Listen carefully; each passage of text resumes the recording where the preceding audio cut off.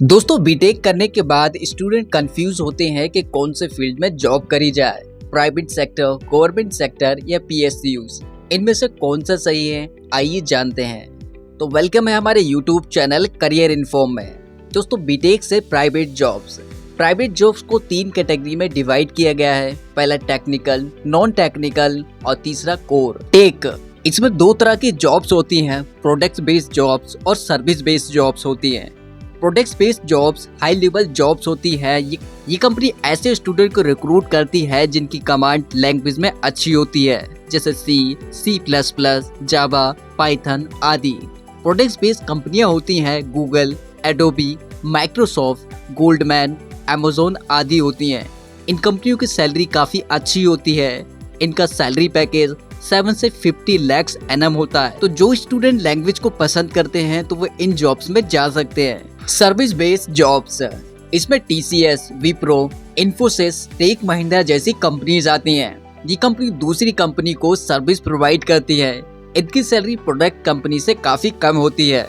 तो जो student aptitude को ज्यादा पसंद करते हैं तो वो इन कंपनीज में जॉब कर सकते हैं, क्योंकि इसकी इंटरव्यू में लैंग्वेज से कम सवाल पूछे जाते हैं और एप्टीट्यूड से ज्यादा पूछे जाते हैं। नॉन टेक्निकल जॉब्स में कंसल्टिंग, मैनेजमेंट, इसमें जो स्टूडेंट अच्छे से कम्युनिकेट कर सकते हैं, अपने क्लाइंट से सही से बात कर सकते हैं, उन्हें कन्विंस कर सकते हैं, वो इस पोस्ट के लिए एलिजिबल होते हैं।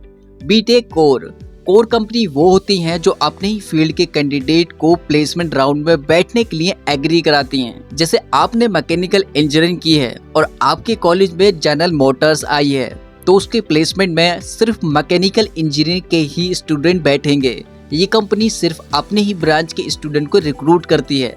इसमें agriculture, fashion designing, civil electronics में अलग अलग कंपनीज होती हैं, पर नॉन टेक और कोर की सैलरी प्रोडक्ट कंपनी से काफी कम होती है। बीटेक गवर्नमेंट जॉब्स, बीटेक के बाद आप गवर्नमेंट में UPSC, SSC CGL, state PCS, public sector banks जैसे SBI, बैंक ऑफ बड़ौदा या executive engineering, assistant engineering, scientist, ISRO, DRDO, आप बीटेक करने के बाद इसरो में जाकर देश के लिए कुछ कर सकते हैं, पर इन सब के लिए आपको ग्रेजुएशन करना होगा। ग्रेजुएशन के बाद ही आप इसमें अप्लाई कर सकते हैं। PSUs full form public sector undertaking होती है। PSU ये वो कंपनी होती है जिसमें 50% शेयर्स गवर्नमेंट और बाकी प्राइवेट कंपनी के होते हैं।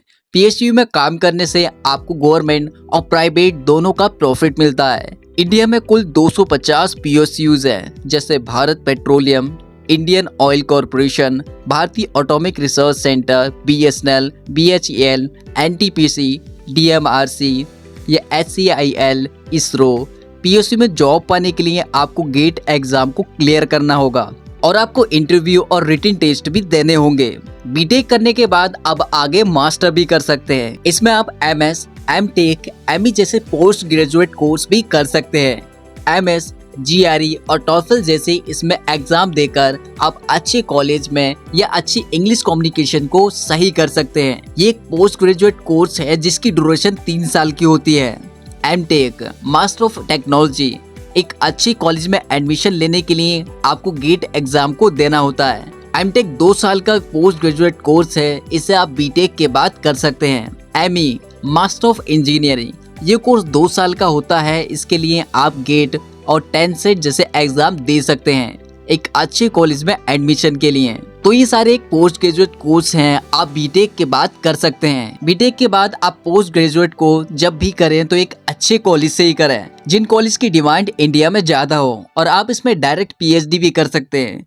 तो कैसी लगी आपको ये इन्फॉर्मेशन, हमें कमेंट सेक्शन में बताना ना भूलें और हमारे चैनल को सब्सक्राइब भी करें। और मोर इन्फॉर्मेशन के लिए आप हमारे फेसबुक पेज और इंस्टाग्राम से जुड़ सकते हैं। तो मिलते हैं हम नेक्स्ट वीडियो में, तब तक आप अपना ख्याल रखें।